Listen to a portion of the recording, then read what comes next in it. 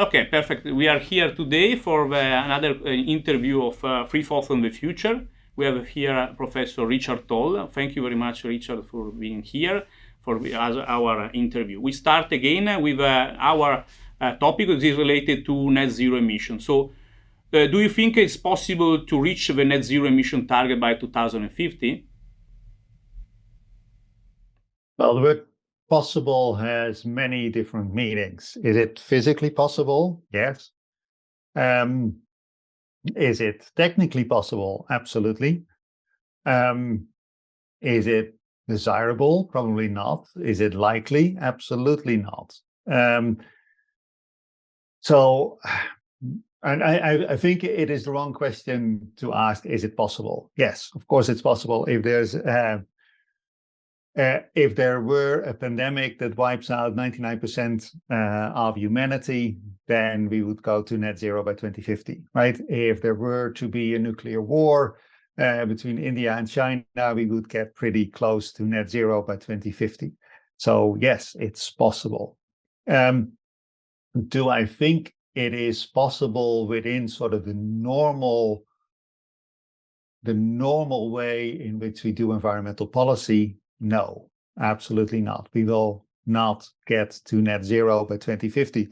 Net zero by 2050 is, of course, defined as net zero for the world as a whole. The reason that we won't get there is because at the moment, a large part of the world is simply not committed to climate policy. And you may say, well, 2050 is 27 years away, so that's a long way in the future to convince the government of Brazil and the governments in Africa and the government of India to start taking this seriously, which they do not at the moment. But we should not forget that most CO2 emissions come from the capital stock rather than from consumption. It's driven by the buildings in which we live, in which we work. It is driven by the vehicles we use to transport ourselves and goods around the world. It's driven by power generating plants and so on and so forth. That is where the CO2 comes from. And all of these things have lifetimes that are measured in decades. And therefore, net zero by 2050 essentially means that some of the power plants that have been built in recent years won't reach the end of their economic lifetime if they have to go to zero by 2050. And that means that we have to strand a lot of assets. We have to prematurely retire a lot of capital, which sounds nice and abstract, something that we can do. But of course, it also means that investors will lose their shirt and companies will go bankrupt. And the idea that democratic governments would do that is very unlikely. And countries like India are, of course, still nominally democratic. The idea that Modi or one of his successors would ever willingly bankrupt so many companies in his country just simply won't happen.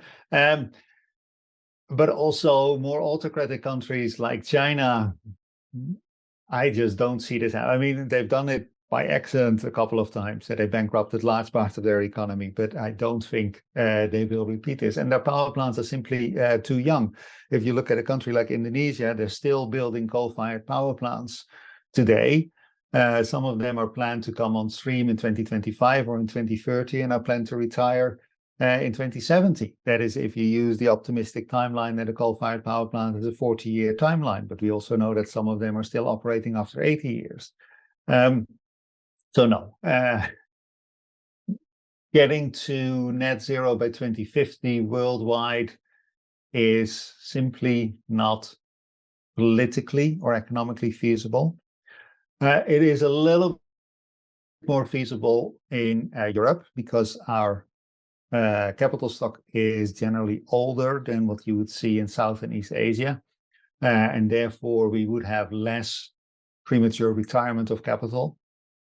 But still, we're still talking about a slow transition and a very conservative, not in the political sense, but in the simply preserved over time sense, a very conservative energy sector. And at the moment, we know we can generate a lot of electricity in a carbon-free manner, but we haven't quite figured out how to do 100% because storage simply is not there or very expensive. We're beginning to sort of see how we could electrify parts of transport, but not yet aviation. Projections for making the building, making our houses and offices carbon neutral seem to me very optimistic. This is a much bigger problem than people think. It is perfectly possible to build a new house and make it carbon neutral, but converting the old building stock in the inner cities of Europe to carbon neutral is an exceedingly complicated problem. Is it possible? Yes, we could raise those cities to the ground and build them all new, but that is not something that we will ever do. Now, of our own free will, of course, maybe Putin will help and raise the cities to the ground for us, but we will not do this to ourselves. Now, I am talking about zero at the moment, right? And the question was, of course, about net zero. Is it feasible to suck enough CO2 out of the atmosphere to compensate for the unavoidable CO2 emissions, right? The stuff that we can't get rid of by 2050. Again, physically, yes, we know how to do this. We know how to capture carbon and store it safely. There's been demonstration projects that show how this is done. We now also have the artificial, now I lose the word. We know how to suck CO2 out of the atmosphere and direct air capture. That has been demonstrated. The problem there is upscaling this, which requires a fairly substantial investment. But another problem that people often overlook is the fiscal implications of this. The market for CO2 currently is saturated. There's nobody who's going to buy CO2 off you if you produce it at scale, because there's enough bubbles in our beer already. We don't need any more. And that means that the only reason that you want to suck CO2 out of the atmosphere, or the only reason that you want to capture carbon from flue gases, is because of climate policy. That is the only reason to do it. And that means that this somehow has to be subsidized directly, or it has to be financed through a carbon offset program. That is the only way to finance this particular industry.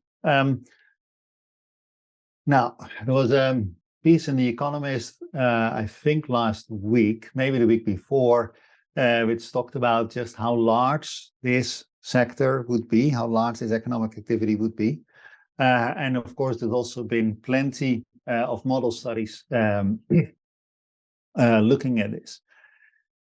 And if you want to go for rapid emission reduction, say 95% or more by 2050, then we are talking about very substantial carbon capture, very substantial direct air capture of carbon. And if we believe these models, what the explicit or implicit carbon price would be around 2050, then you can multiply those two numbers and you can come up with a total subsidy that would be given to the carbon capture industry. And in some models and in some model runs, that is relatively modest, a few percent of GDP. In other studies, that actually goes up to 20% of GDP or more. So that is, at the very least, a large restructuring of the economy. All of a sudden, we have an economic activity that is now virtually non-existent, would be 20% of economic activity in 27 years' time. That is a fairly rapid growth. But if you look at this from a fiscal perspective, that the idea that we would be spending 20% of our income on carbon capture and storage strikes me as fairly implausible. That means that essentially this industry, and it would then be part of the public sector, or at least be financed through the public finance, would be twice as large as healthcare. And it is electorally feasible, and that has been shown time and again, that we want to spend money on healthcare because it affects people that we know, it affects our parents. If you have young children, you are grateful for the hospital that is there. So we see the point of healthcare. We also, most of us know people who work there, know doctors and nurses who make their money, and we think that they deserve a good salary and so on and so forth. So that is electorally feasible to defend 10% of our income going to healthcare. But large-scale carbon capture and storage will not be done by your neighborhood nurse, and it will not be to your direct benefit. The only way to keep the cost down is, if we're going through bioplantations, is large-scale monoculture, very heavily mechanized, so it won't create many jobs. We'll do it where the land is cheap, so that is far away from Europe, and it will be done by large multinationals. So the idea that we're going to raise public funds and then give 20% of our income to these large multinationals to suck the CO2 out of the air for us somewhere in Brazil or in India, it's just like the idea that any politician would stand on such a platform and get elected is just, it's just a pipe dream, I think. So for those reasons, I have no technical or physical problems with carbon capture and storage or direct air capture, but I just don't see how this would work politically or economically at the scale required. And for those reasons, I don't see net zero happening by 2050, because I don't really believe at carbon capture at scale at any time. I just don't see zero happening by 2050. And we're talking about 2100, then I say yes, we have a fair chance of hitting that particular target, maybe by 2070 if we're lucky. But 2050, because of the slow workings of the energy sector, and because of the rapid upscaling of the energy sector and the transport sector in parts of Asia and parts of Africa and parts of South America, 2050 is essentially tomorrow. It's too early. Yeah, I agree. I totally agree. So thank you very much for this answer. So looking at the picture, the point is, so we have to adapt. So we have to move to adaptation in this case. So we have to think which are other solutions. So two questions in this direction. Which could be the solution in order to accelerate the process? So you have stressed us that there are some problems related to political, also the acceleration of the energy sectors that is not ready so far. And so probably we should move in the adaptation strategy combined with mitigation.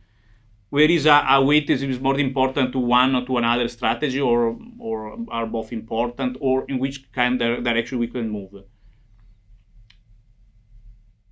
Well, both are important, right? We cannot let the world get warmer and warmer and warmer and warmer, right? At some point, that will lead to severe problems. We're warm-blooded animals, right? We have to keep our core temperature. at 37 degrees. Otherwise, our organs will fail. And that means that the external temperature also has to be kept to a comfortable level, right? So that is fairly simple. We cannot burn all the fossil fuels that we know are out there in the Earth's crust, because that will lead to very, very substantial problems. So we have to mitigate. We have to bring carbon dioxide emissions to zero, because essentially part of CO2 emissions stay in the atmosphere basically forever. At least on a human timescale, they stay in the atmosphere for a very long time. And that means that the only way to stop climate change is to bring emissions to zero, carbon dioxide emissions to zero. So there's no question that it has to be done. Given the problems I talked about with net zero,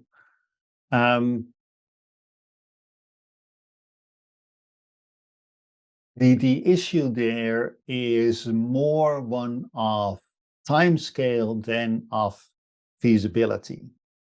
So the emphasis really should be on technological progress. And climate policy should really focus on making carbon neutral alternatives as cheap or cheaper, as abundant or more abundant, and as convenient as fossil fuels are now.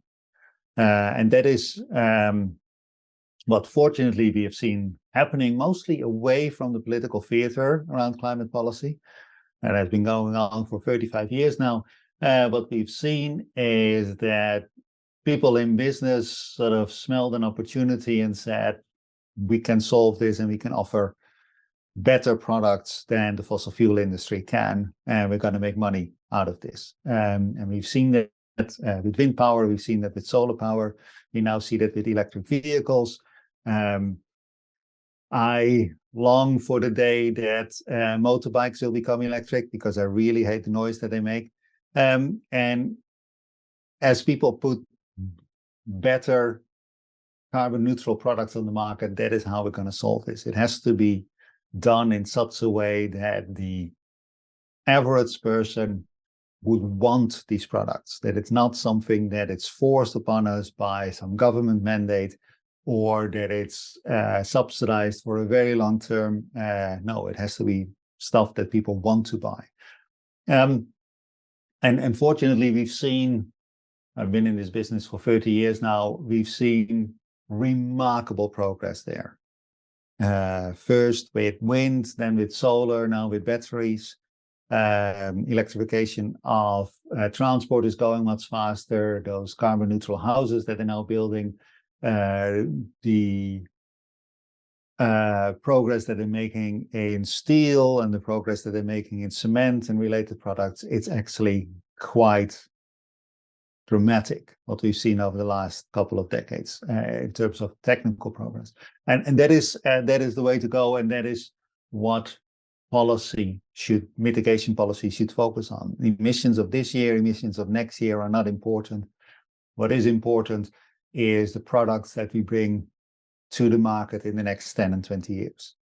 And as long as it's stuff that people would want to buy, the problem will solve itself, right? And it's not just with carbon dioxide, but of course we have the other greenhouse gases as well. And one of the things that really heartened me was the Susiba 2 rice, where they took a gene from barley and stuck it in rice plants, which has three effects. One has one effect, but with two implications. It sends more of the energy of the plant to the grain and less to the leaves. And that means that it's a higher yield for farmers. And that is, of course, what farmers want. But because there is less biomass in the leaves, there's also less leaves to fall in the water and rot to methane. So you have actually both desirable effects. You have higher yields and lower methane emissions. And that is, of course, what we want. So it's that sort of things that make me hopeful for mitigation. So that is that question. As I said before, we're not going to get to net zero by 2050, and that means that we're looking at fairly substantial climate change over this century and over the next and the centuries that follow. And that means that we also have to adapt. There is no two ways about it. There is climate change at the moment, and there will be substantially more climate change in the future. And that means that we will have to learn how to live on a warmer planet, perhaps with heavier rainfall. We have to learn how to cope with rising sea levels and so on and so forth.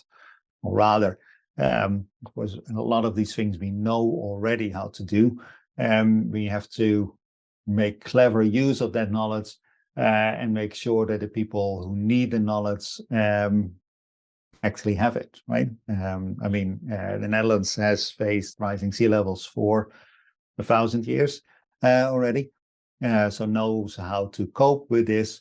And what we need is to export that technology, which is not just hard civil engineering, but actually also involves institutions and so on and so forth, to the places that need it most. Okay, thank you very much.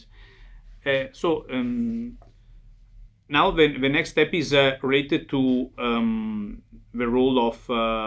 So one question is related to the problem related to coordination failure. So at the beginning you said that we have some problem related to coordination. In some cases, it's possible to see that each time we have a conference of the parties, is very difficult to find some solutions because we have a typical coordination failure, different acceleration, different speeds of the countries that are involved. On one end, we have a European Union that has net zero emission target. On the other end, we have, at the beginning, you started to stress this point and also the problems. Which we could have some solutions from a political point of view? We can do something in this direction, or I don't know. It's maybe an open problem. It is and it isn't. You're absolutely right that climate change is a global problem, and it won't be solved unless all, or at least most countries are pulling roughly in the same direction. But there is, of course, coordination and coordination. So from the first conference of the parties in Berlin in 1995 to the 2008 conference of the parties in Copenhagen, I forget its number at the moment. The idea was that countries would agree on legally binding targets and timetables for CO2 emissions. And as economists, we of course know that this is the voluntary provision of a public good, and that doesn't work. And that is, of course, what has been shown in these negotiations, that it doesn't work. But in 2014 in Lima, and then it was ratified in 2015 in Paris, we have seen the introduction of that ugly mouthful, intended nationally determined contributions, right? And you need to be a diplomat to come up with such ugly words, right? But there's two key clauses there, right? One, it's intended. These are aspirations. These are not commitments. And the second is that they're nationally determined. That is, these are not set by the United Nations, by some international treaty, but they are set by the capitals of the respective countries according to whatever process they use to make decisions. And that, of course, means that these COPs essentially have no longer any say about what the targets are of countries. It's just countries deciding for themselves. Of course, the Paris Agreement also has that every new climate policy has to be more ambitious than the previous one, but it doesn't specify how that would be. I never understood why Trump walked away from Paris, because his only obligation under Paris was that he would have a better climate plan than Obama had. And of course, that is exactly what Trump likes to do, claiming that he does things better than other people, even if he doesn't. So he could have just stayed in and just come up with glossier paper or something and declare that he had a better climate plan, or nicer words or better words, as he would say. So in that sense, the coordination problem about emission reduction targets has been taken off the table in Paris. Every country should, the only obligation that the Paris Agreement places on countries is that they have a climate policy and that they make it in some way more ambitious over time. So in that sense, that is how you would design such an international treaty, and that is how it has been designed. The remaining coordination problem, and there the trends are actually going entirely in the wrong direction, is technology sharing. It's not just, previously I talked about how the solution to climate policy, the solution to the climate change problem is to develop new technologies and bring them to the market. Of course, that isn't the whole story. It also needs to be taken up by the vast majority of households and companies, right? It's the diffusion of the technology that's actually more important than the research and development. It's the diffusion that matters most. And there, what we see happening at the moment is essentially a breakdown of trust between China and the United States, where more and more technologies are deemed classified, potentially of dual purpose, dual use. And that is exactly the opposite of what we need. And Europe is being caught in this as well. President Biden made a big mistake. It was the only way to get the Inflation Reduction Act through, right? The only way to get substantial climate action through Congress is to give out large subsidies, essentially to revert to industrial policy. But that also implies that the US is now competing with Europe for these new technologies, right? And it's what we're seeing is a fragmentation of a lot of markets between the US and China, but also in energy markets through the IRA Act between Europe and North America. And I think that is exactly the wrong way to go, because we would want these new technologies to diffuse as quickly as possible across the world, not just across the parts of the world with whom we are friendly.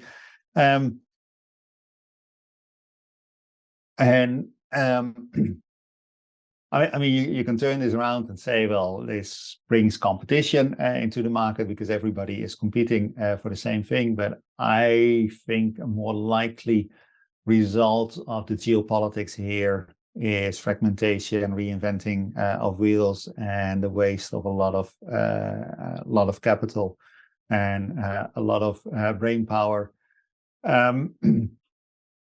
So that, I think, is entirely wrong. Now, returning to what do I expect from COP28? Not much. The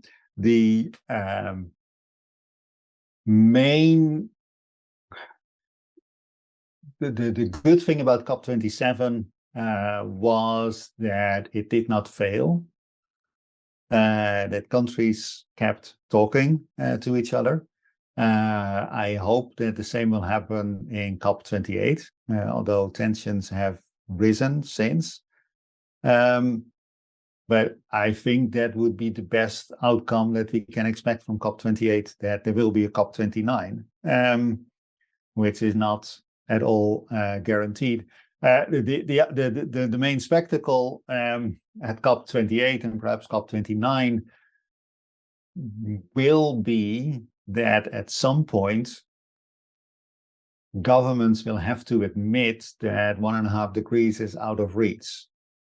And of course, politicians do not like to admit failure. So they will try their hardest to avoid language that says that, yeah, we agreed this in Paris in 2015, but it was a bit of a silly promise to make. They will not say that, right? But at one point they will have to admit the latest projection by the Hadley Center is that we will breach 1.5 degrees within the next 5 years. Yeah, we're not gonna stop that. Not even a nuclear war would probably stop that, and we don't want to go there, right? So that will be the thing to watch for in the next few COPs. First, do the countries in the world continue to come and continue to be polite to each other and say we're going to solve this together, even if we don't? And the next big thing, at least in my mind, is when are we going to admit failure?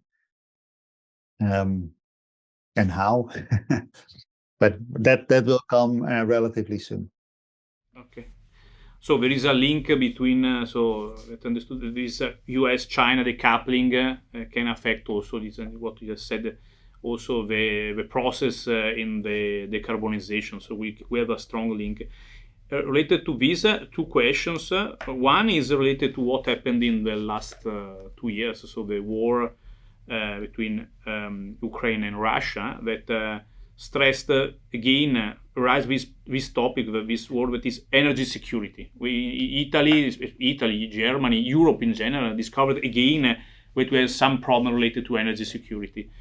And we have to rethink about our process in order to decarbonize, because change a little bit the steps in order to decarbonize. Before the war, we had the Green New Deal, so the idea of moving this direction. In other cases, also COVID-19 accelerated the process of funding in the direction of green technologies. But at a certain point, we had this problem related to Ukraine. Ukraine war at the moment we still exist, and the world changed, especially in Europe. No, I think less in US, but also in other cases, probably exportation of some types of oil. Which is your opinion about this? So the energy security world, and which could be the effect on also thinking to the future, no? And also related to the coordination, maybe if we are not able to coordinate with other, maybe we can impose a system or a model in order to trade. And in this case, we have the carbon border adjustment mechanism from European Union. Could carbon border adjustment mechanism works or could work or not, according to your opinion? Those are two questions. And they're big ones. Energy security has always been important, but occasionally we are reminded just how important this is, right?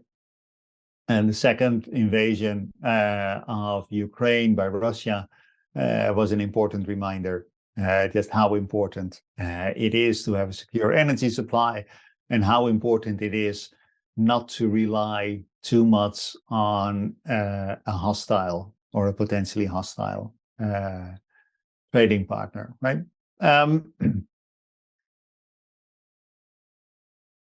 I think it is too early to say what are the long-term consequences of this whole strategy, right? What we have seen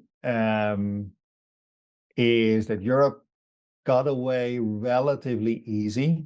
It sort of goes against some of the things that I said before, that actually it's very hard to change the energy sector rapidly, because we actually did so.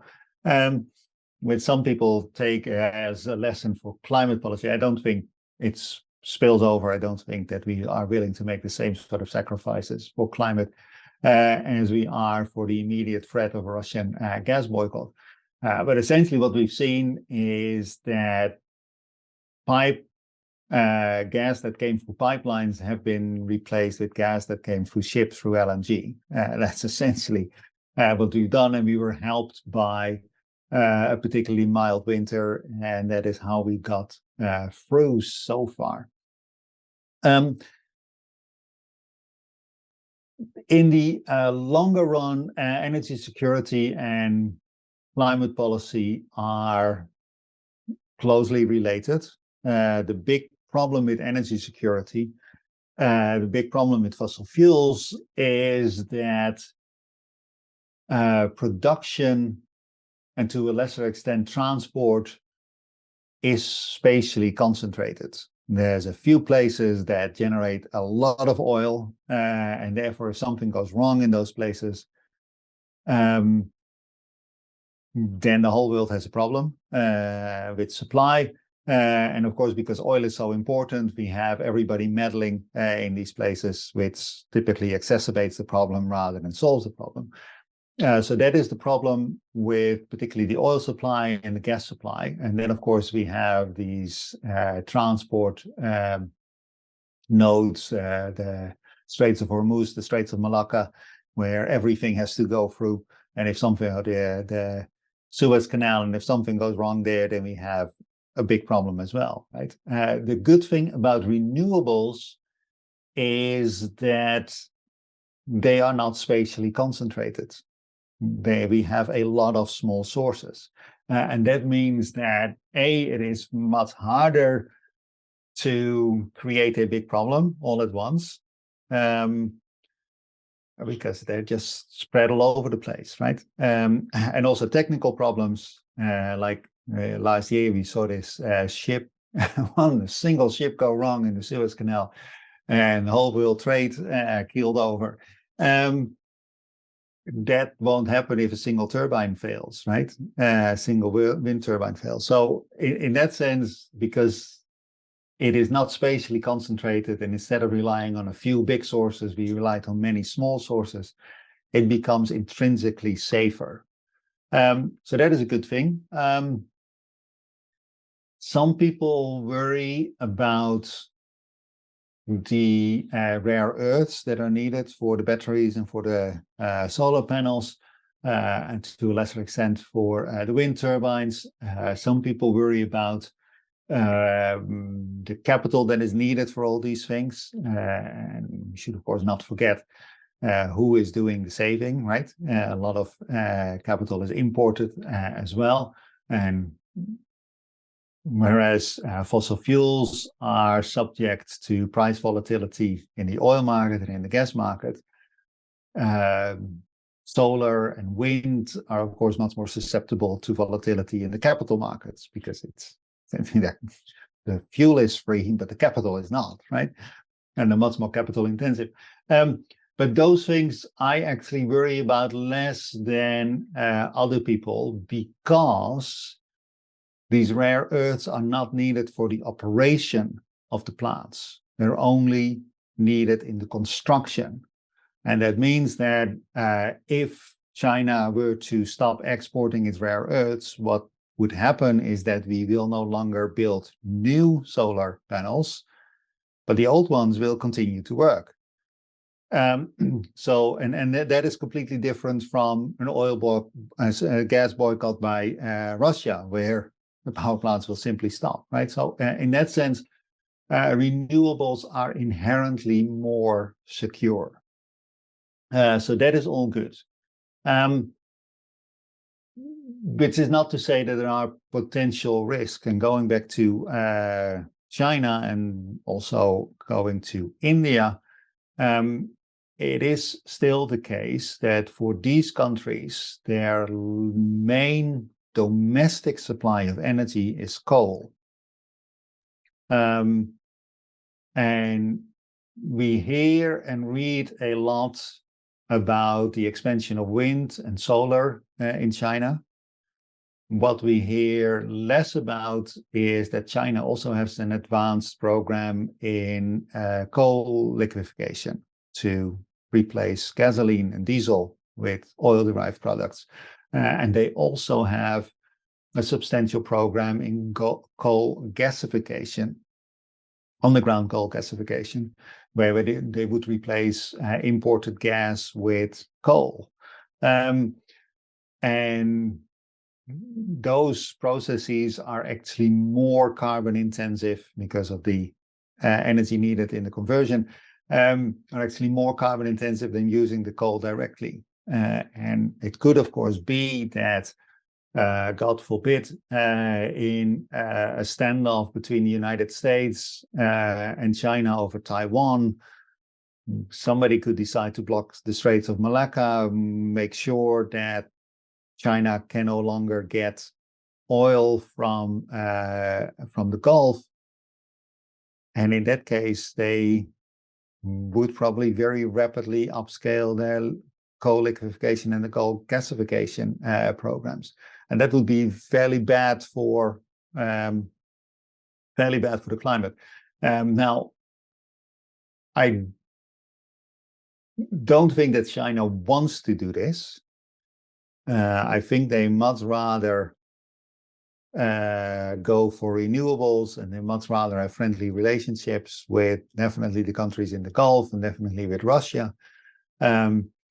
But of course, that possibility is there. Where actually the link is not so much from climate to energy security, but rather it's geopolitical events that could, through energy security and concerns about being dependent on imported oil and gas and not being able to run your army. And people don't often talk about just how energy inefficient armies are. Tanks use a lot of fuel because they're very, very heavy. And there's been studies that say the Chinese army would stop within a few weeks if they can't import oil because they will have burned it all. And that is a real concern for them. And of course, what we see is similar tendencies in India, which is getting much more belligerent. India always has a streak of trying to be, at least since independence, a streak of trying to be independent. But they are very dependent on imported oil and gas. And at some point, they may decide that is not a good idea. That is probably further in the future than China, although things can change very quickly. So yeah, there are links between energy security policy and climate policy. I think in the long run, it will be mostly a good thing that climate policy will actually make energy supply more secure.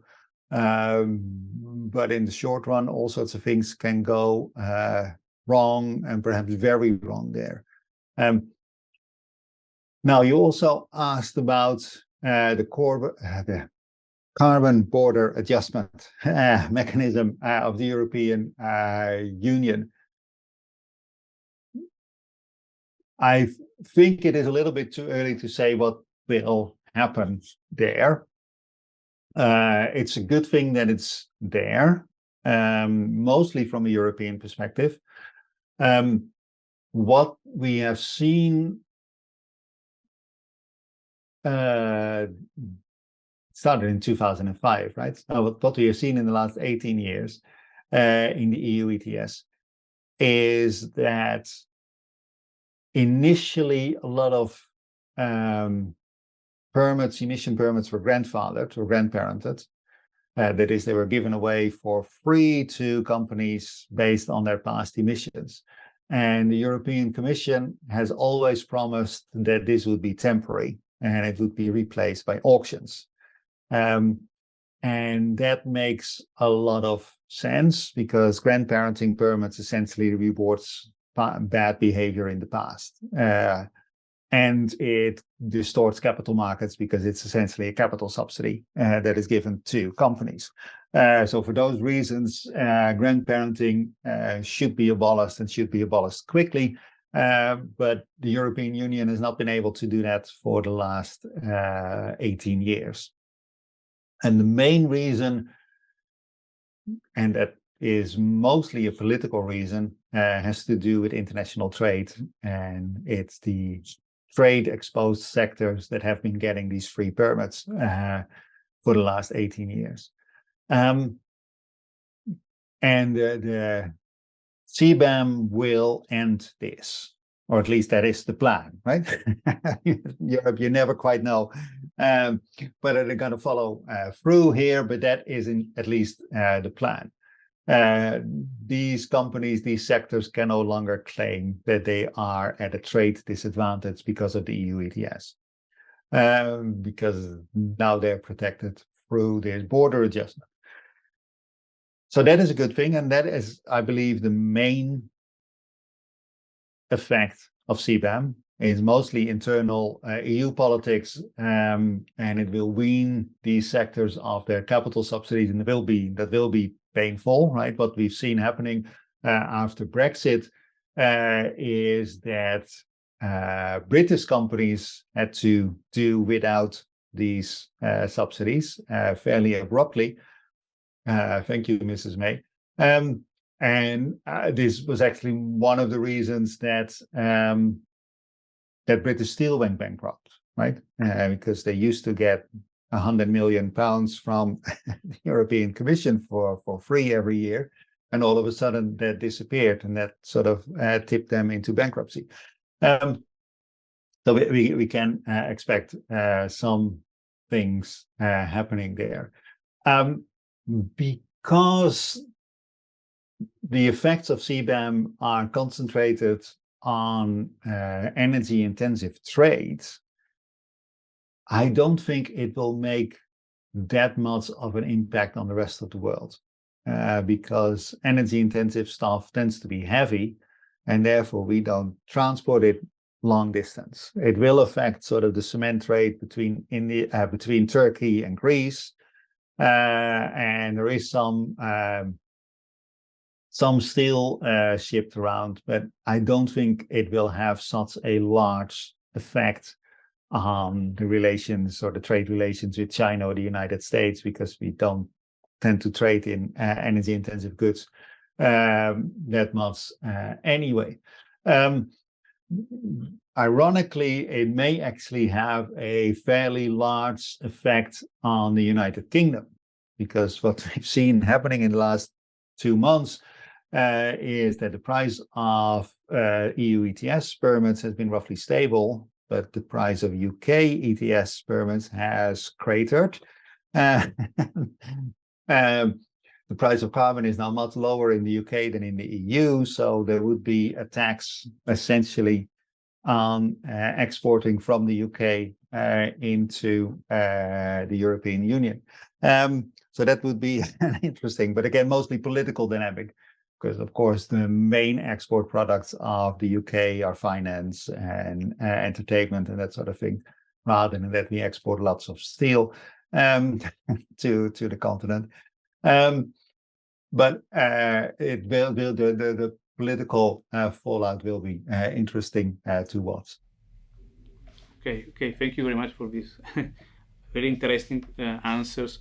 So I have other questions if you have time. So one is related to technology. So we have spoken about coal, fossil fuels, renewables in general.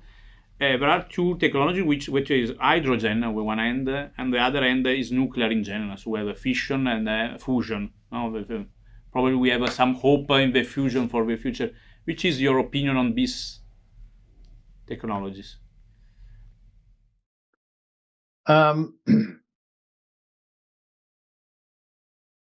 I prefer to stay out of the technology forecasting game.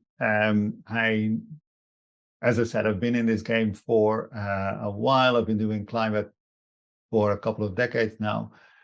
And you sort of see it come and go, that one decade everybody's in favor of hydrogen, and the next decade everybody's in favor of electricity as an energy carrier, and then it switches back to hydrogen, and then it switches back to electricity. I don't know which of the two will eventually win. At the moment, it seems that for personal transport, for the cars that ordinary people drive, electricity seems to be winning the day. And that may be for a structural reason. That is, at the moment, it has an advantage at a key time, but also hydrogen is actually dangerous. You need big tanks for hydrogen because the energy density is so low, which is very inconvenient because then your kids won't fit in your car, or you need to do it under high pressure, and then it becomes heavy and it becomes dangerous and explosive. And I don't think it would be safe for someone like me to fill up a hydrogen car. Knowing how I deal with petrol, that may simply not be wise. At the same time, electricity has a problem with pulling heavy vehicles. So I think if it comes to trucks, and definitely the heavy duty trucks, as well as shipping, it actually makes sense to go to hydrogen, because there you need the extra pull and that you can't do with an electric engine, and you have professionals handling the fuel. So for those reasons, I think the transport market may split, that the smaller vehicles will drive on electricity and the larger vehicles and boats and ships will use hydrogen. That strikes me as a plausible future. But yeah, as I said, those forecasts have been going back and forth all the time. Nuclear power, I don't know. If we're talking about fission power, the big issues there, fission power is hard to predict how it will go. For a long time, we did not build these things in Europe and North America, essentially because of the risks that were involved. We are now building a few power plants again, but they strike me as largely failures. There's all sorts of technical problems with these things. They're delayed and delayed again and delayed again and have to be rebuilt. Some of it pure silliness, right? At one point, the French engineers that went in to build this plant in Finland were so arrogant that they started pouring French concrete that did not make it through the first winter in Finland and had to start all over again. Some of it is just silliness, but the power plants, the nuclear power plants that are currently being built in Europe, are technically troubled. They are troubled in terms of the organization, and they are exceedingly expensive compared to wind and solar. And really, you wonder why would we want to build this stuff in the first place? Of course, there are politicians who are committed to this. The other problem with nuclear is that nuclear is the ultimate baseload, and it just is not flexible. And of course, what you need in order to compensate for the unpredictability and the variability in wind and solar is you need to have an alternative power source that you can scale up rapidly and scale down rapidly. So gas is a much more natural combination with wind and solar than is nuclear. And of course, you can solve this by putting lots of batteries on the system.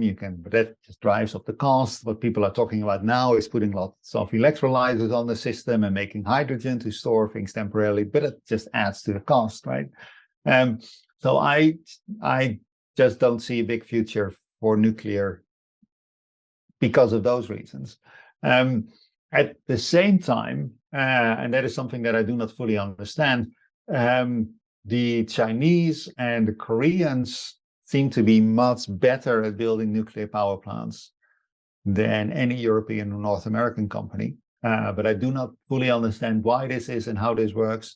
Going back to sort of the decoupling between China and the rest of the world, do we really want to trust the Chinese government with building our power plants? I am not convinced that we want that for political reasons. So I have nothing against nuclear fission in principle. I just don't see how it would work in practice.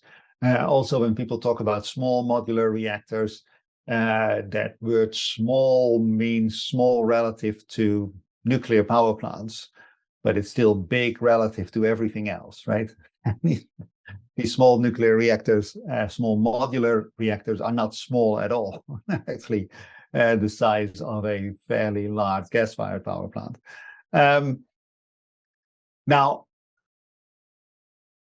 with fusion, I am not fully abreast with the technology there. Of course, there is the old joke that fusion will be commercially feasible in the next 50 years, and it has been so for the last 100 years, right? And it seems to be that the projection of when this will work is always shifting into the future. Although when I was younger, the joke was about 50 years, and now the joke seems to be about 30 years. So there's been some progress since.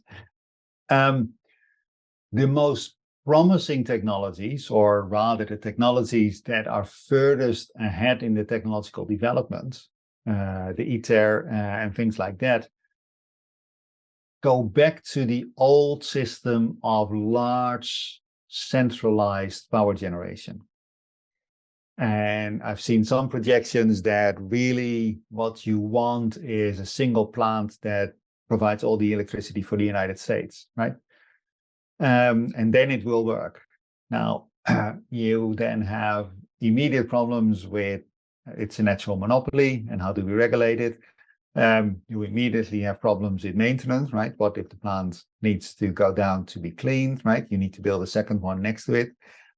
And of course, it's an ideal target for terrorists, right? So for those reasons, I don't think that this particular form of fusion is the way to go.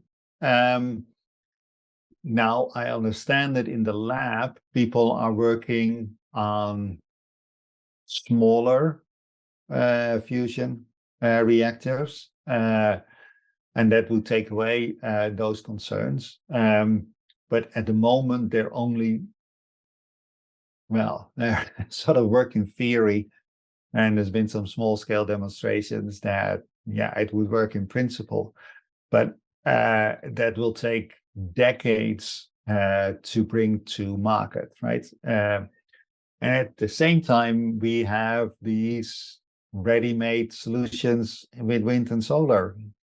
So,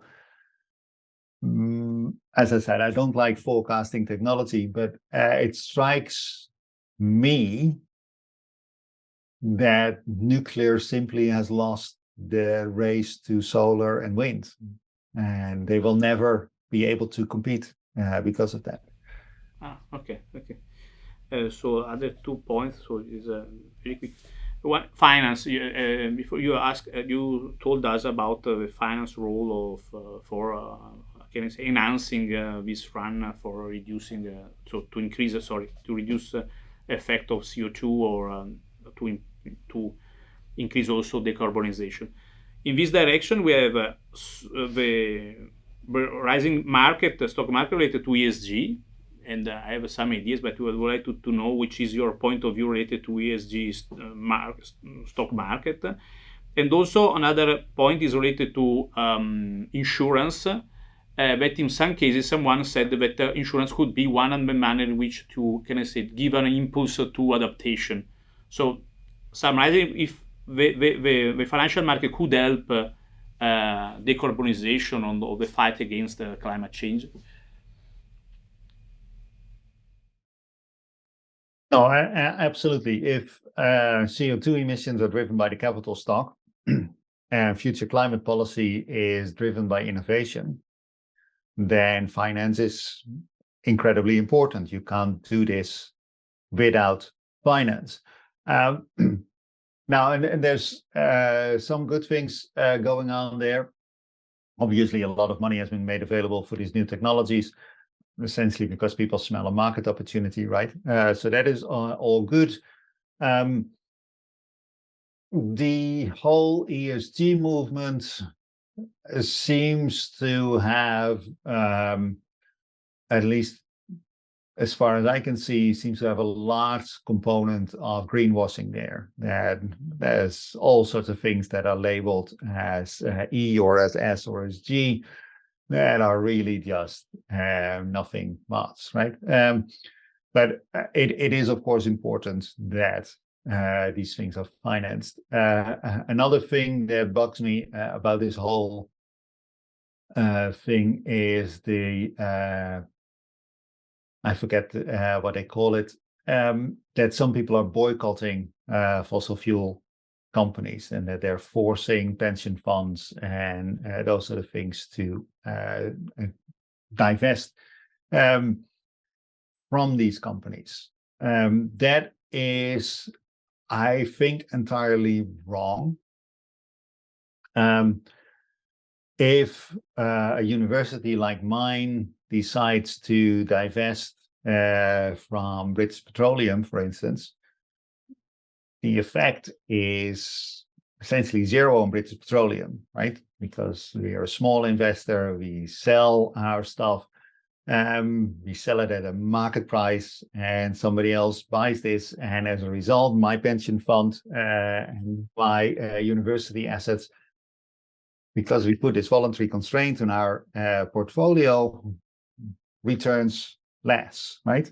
And at the same time, presumably, these shares are bought by somebody else who has less green scruples and as a result has a higher return on their investment. So this whole divestment program essentially transfers money from well-willing people who are green and forward-looking to more conservative people who do not care about the planet, right? And so I just don't understand this.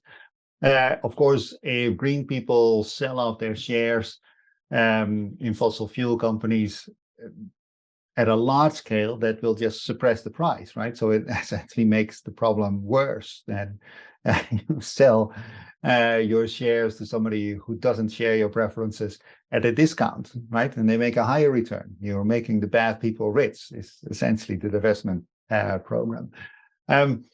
And of course, you lose your voting rights with these companies, so you can't exert pressure internally on what they're doing. So I just think that the whole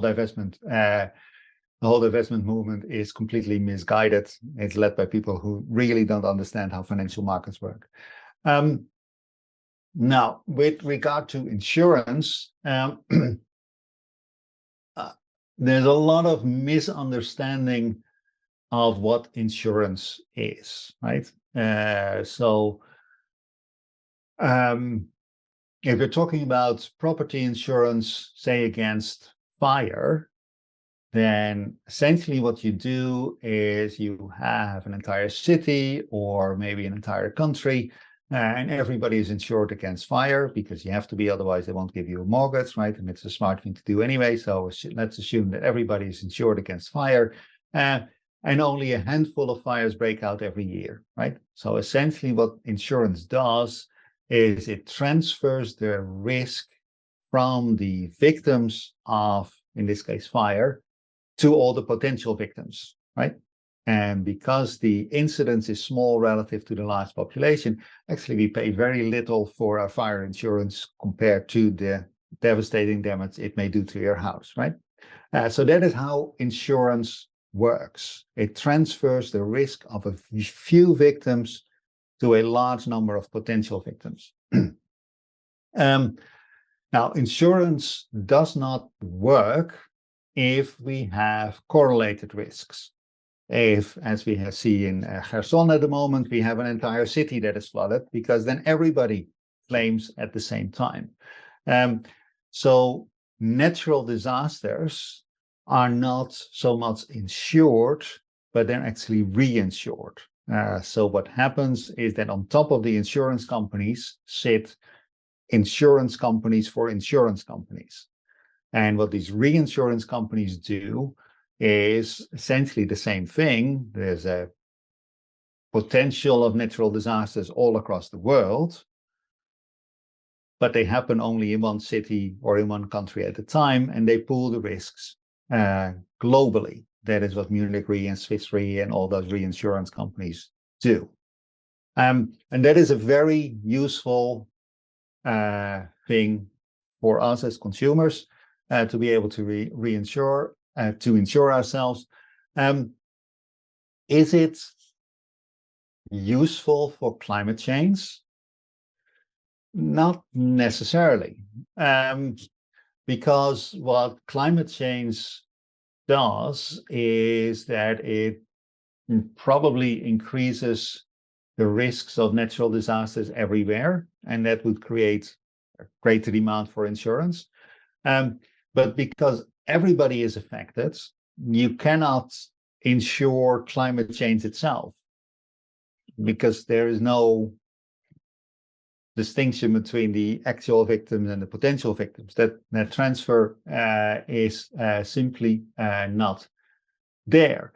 And of course, insurance companies are not, and reinsurance companies are not charities, right? They're not there to take the risk away from us. They're there to make money.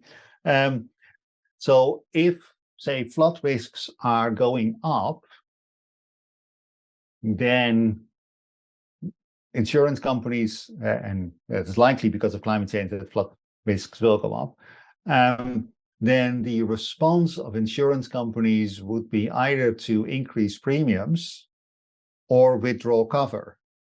And actually what we've seen happening is both movements. So insurance does not really solve the problem. It just may smooth out the problem a little bit over time, but it's not that because you are insured, all of a sudden you do no longer have to worry about climate change. The best thing you could hope for is that your insurance premium goes up and you pay more. And the worst thing that can happen, and has happened in certain places, is that insurance companies withdraw. And then as an individual, you're left with the risk. So insurance does not solve the adaptation to climate change problem at all. It is one of the mechanisms that will change in the future and will have to change in the future, but it will not take away our problems, not in the least. So we need probably the role of public funds for rebuilding after a disaster, or other public. Well, some people say that the state is the insurer of last resort, right? And often, even if that's, in some cases that is explicit, but in other cases where this is not explicit, the political pressure on the government is such that they will act as an insurer of last resort, right? Again, that does not solve the problem, right? Because the government does not have money. The government spends taxpayers' money. So it will be a risk transfer there will be a transfer from the people who pay taxes to the people who suffer the consequences. So it helps smooth the problems, but it does not take the problem away. Yeah. I've seen that some municipalities here in Italy, also especially after the recent flood disaster in the northern of Italy, are thinking about creating a fund for the municipality in order to cover some risk related to disaster. So a climate fund. So I don't know, I'm thinking which could be the money. Is a debate that is in these days related to, I don't know, like a tax for creating this fund. And maybe the idea is that this fund could also be used in other direction for mitigation, for example. Is one of the things that they are discussing. Oh, absolutely. But that is how things are financed, right? You use some of your tax revenue to create a rainy day fund. At least that is the hope, right? That it would be a rainy day fund. And then you use it when it starts raining.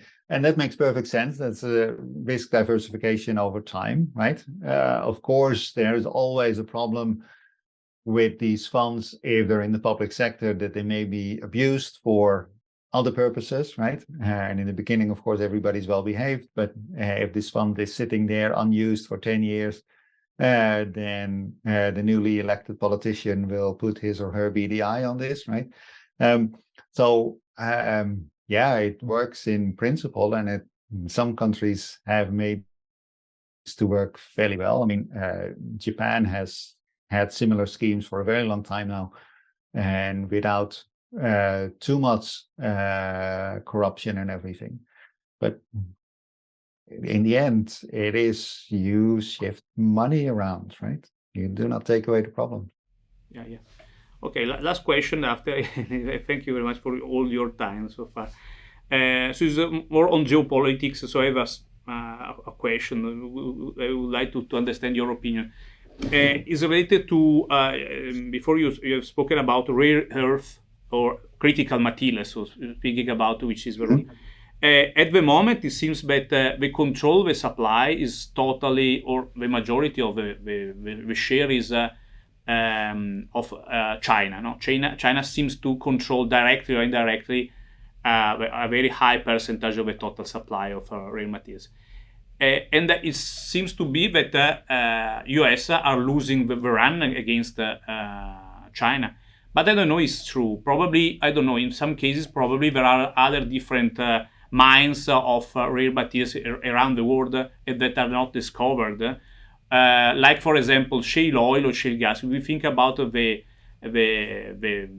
reservoir of shale oil, now are used in the US. There are others in the other part of the world. In other part of the world, I think they have not discovered because, for example, in Russia at the moment they don't need they don't need shale oil, other unconventional reservoirs, and probably so it's your opinion about this, because I don't understand why in some cases it seems that US is losing the run against China about this.